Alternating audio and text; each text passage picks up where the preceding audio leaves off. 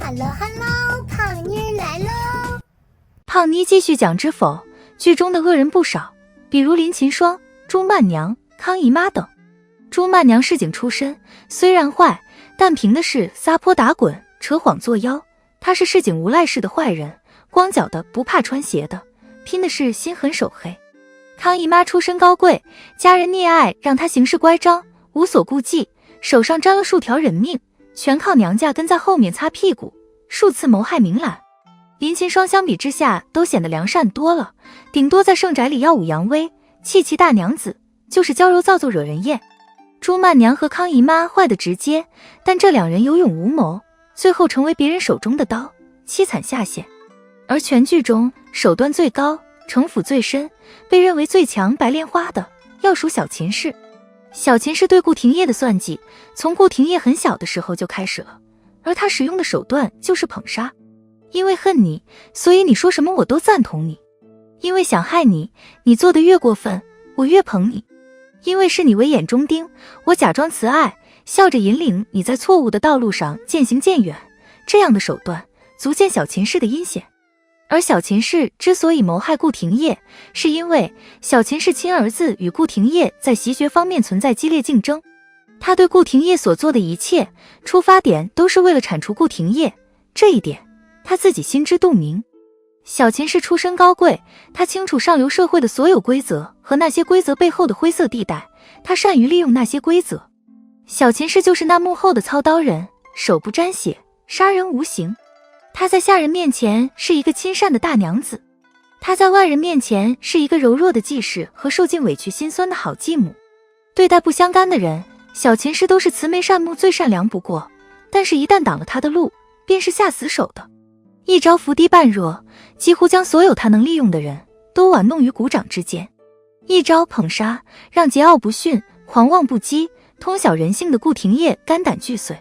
一招借刀杀人，让大儿子顾廷玉和二儿子顾廷烨是同水火，互为仇敌。无论是从几十年如一日能维持老好人和好继母的人设不崩塌，还是在老侯爷去世前能顶住多方压力上演一段完全黑白颠倒的好戏，如此的谋划和策略绝不是一个人的心血来潮或者临时起意能做到的，而是小秦氏用了几十年的时间做的铺垫。然而偏偏是这个最聪明的人，一辈子都活在姐姐的阴影里，是个彻头彻尾的悲剧。小秦氏一生作孽无数，着实可恶，最终机关算尽，死于烈火之中，下场凄惨。在死之前，她的一段独白听得人唏嘘不已：一生戴着面具示人，丈夫不爱，孩子不懂，活得如同工具人。这世上你悲惨，我们都同情，但你不能因为自己悲惨就去害旁人。比如盛老太太，她才是真的惨，不仅遇人不淑，关键是还没有亲生儿子，这在古代是真的要命。但人家是怎么做的？反观小秦氏和康姨母之流，起码还有亲生的儿女呢，而且儿女也都挺孝顺，怎么也惨不过盛老太太了，却卑劣到如此地步。丈夫没有亏待她，婆婆也没虐待她，小叔妯娌更是被她利用，借力打力，儿子被她拿捏控制着，更别提被她利用完就随手丢弃的棋子们。既然小秦氏所谋的是侯府爵位，她就受得起这个结果，而她图谋了不应该她自己能力范围内之物，胜败乃兵家常事，就没什么好怨恨遗憾的。小秦氏如果能看开点，不是什么都想要，完全可以过着非常舒心的富裕生活。可惜人心不足蛇吞象，内心的强烈不甘与膨胀的欲望让她渐渐走上了一条扭曲变态的道路上。其实以顾廷烨和明兰夫妇俩的秉性，小秦氏即便在这样折腾一番之后败了，若是这之后她彻底断了念想，也不是不能活了。只是小秦氏不愿意，因为她骨子里的聪明和孤傲，让她始终咽不下这口气，以至于哪怕明知前面是一条死路，也要一条道走到黑。所以她不愿意苟活，在最后结束自己生命时是毅然决然的。小秦氏是顾廷烨父亲的续弦，但她又不同于别的续弦，她的亲姐姐是顾老侯爷的原配，也是顾老侯爷一生唯一一个真心喜欢的女人。小秦氏在顾廷烨的母亲白氏死后，因为东昌府败落，便以续弦身份嫁入侯府。别的续弦想夺嫡，多半是丈夫惯的。而小秦氏是从一开始就打着这个念头嫁进顾家的，她可不能白白给人做续弦。而且小秦氏多多少少有一丝幻想的，她觉得姐夫应该会喜欢她。在小秦氏嫁入顾家时，顾家就已经有2个儿子了，这就是说小秦氏刚结婚就是2个儿子的后妈了。自古以来，后妈的人设都不怎么好。更令人难以自处的是，顾家老爷是武将出身，对前妻感情深厚，念念不忘。通常情况下，习武之人比文人墨客更重感情，看对眼的人几乎就是一生。于是小秦氏所幻想的得到顾老侯爷的喜欢，也真的只有喜欢而已，与爱分毫不沾。小秦氏发现无论他做的再好，顾老侯爷都视而不见，在他心里自己怎么都比不上原配妻子。顾老侯爷记得的永远是他那白月光的姐姐。小秦氏终于认清，他已不可能将任何一个女人真正看作自己妻子。小秦氏能做的就是模仿着姐姐生活，吃着姐姐在顾老爷心里留下的情分红利，安度余生罢了。可哪个女子又甘愿成为他人的替代品，不想成为丈夫心中的挚爱呢？更何况小秦氏无论是出身还是她天生的才华，她都是自傲的。当顾老爷去世后，小秦氏才能真正做回自己。可是这个时候的她内心早已积满了怨气和恨意。在小秦氏心中，自己在这个大宅子里遨游搬过了一生，绝不应该什么都得不到。与此同时，顾家还有3、4两房，都各怀鬼胎，勾心斗角。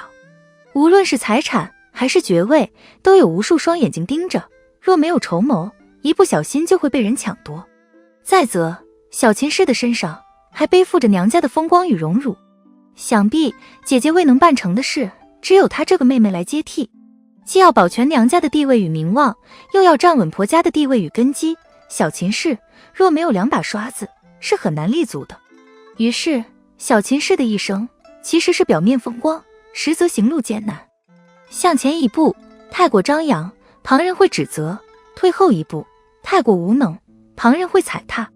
前有妯娌争斗，后有娘家荣辱，从身份上来说，小秦氏的确不易。对于顾廷玉，那是小秦氏的亲外甥，他要是能做到视如己出，顾廷玉虽然城府较深，但是也不失为一个正派人。对于顾廷烨，小秦氏其实对他了解至深，那是一个表面上浪荡不羁，内心却无比渴望亲情和关爱的孩子。倘若小秦氏像他表面上做的那样，真心的善待他，顾廷烨必定不会亏待于他。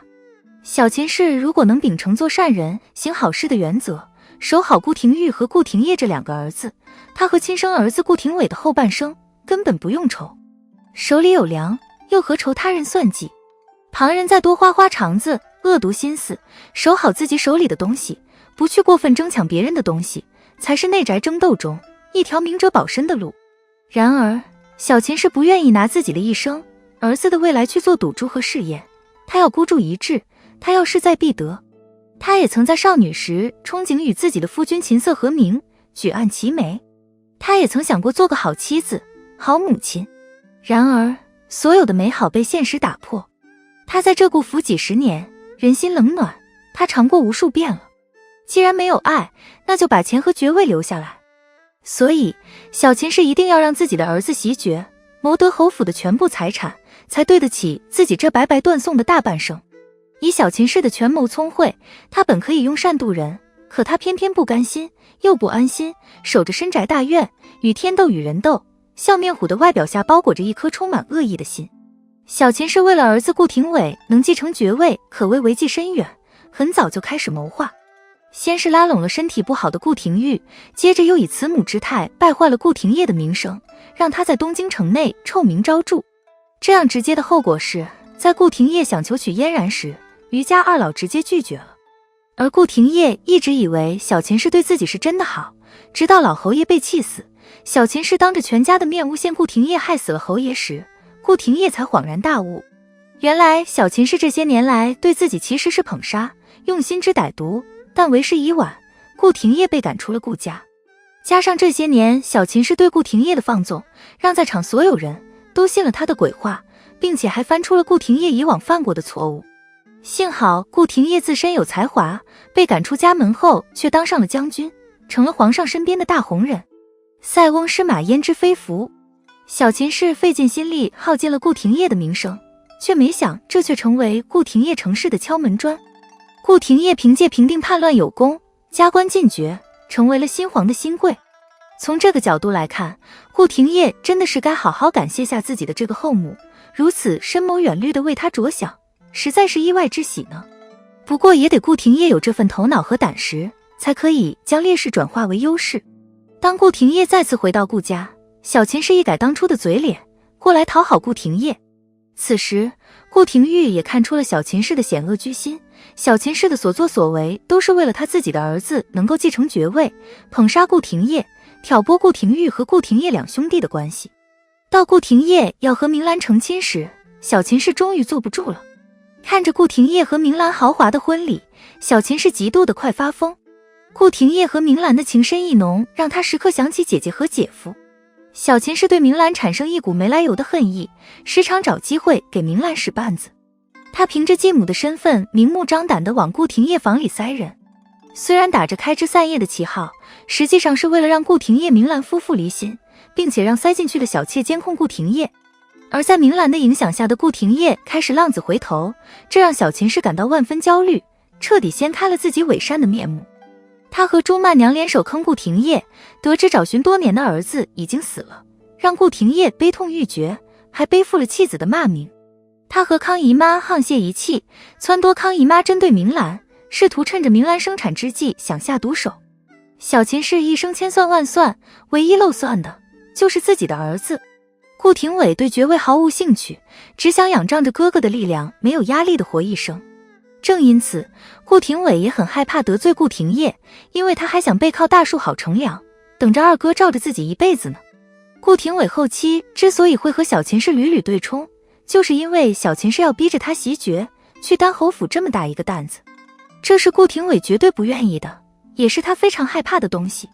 相比小秦氏，顾廷伟觉得自己二哥顾廷烨可以给自己更大的庇护，所以他内心会更偏向顾廷烨。加之顾廷伟是那种不想承担任何责任，只想一辈子在家族长辈的庇佑下过活的性格。而小秦氏不但逼着顾廷伟去承担这份他根本不想要的责任，还想要把他依靠的大树二哥顾廷烨给连根拔起。无奈小秦氏对儿子的一番苦心换来的是将儿子越推越远。小秦氏为了让顾廷伟继承爵位，仅仅是因为父母之爱子，为之计深远吗？小秦氏的种种恶举，真的都是源于一颗爱子之心吗？实则细看剧，我们会发现片中顾廷伟出现的场面很少，更多的是小秦氏的个人戏，而他旁边的奴仆则像是编剧用来与我们观众对话的工具。也即是说，小秦氏的恶意是他本身具有的，是没有针对性的，来自于他个人性格与封建礼教的冲突所造成的人格扭曲。所以胖妮觉得小秦氏更多的只是想要争一口气。同为东昌府出身，姐姐大秦氏能当正妻，能得到侯爷的全部宠爱。与白氏同为田房，白氏的陪送嫁妆可以说挽救了整个顾家。相比之下，小秦氏显得无足轻重。小秦氏是一个很骄傲的人，她一生都得不到丈夫疼爱与尊重，她如何能幸福？正如剧中她所说，一个得不到丈夫重视的继室，这样的家庭根本就不幸福。而在此等情况下，顾廷伟则更像是一个工具，一个争权夺利证明小秦氏不比别人差的工具。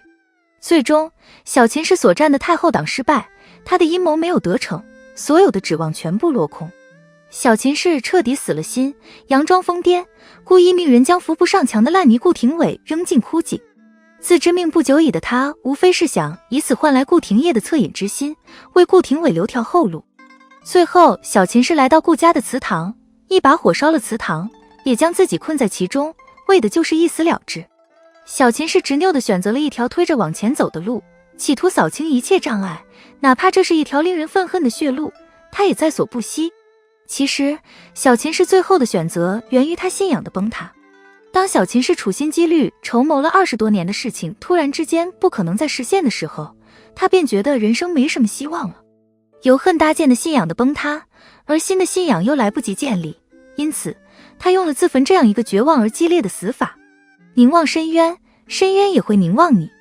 好了，今天的内容就到这里，订阅胖妮，下期更精彩。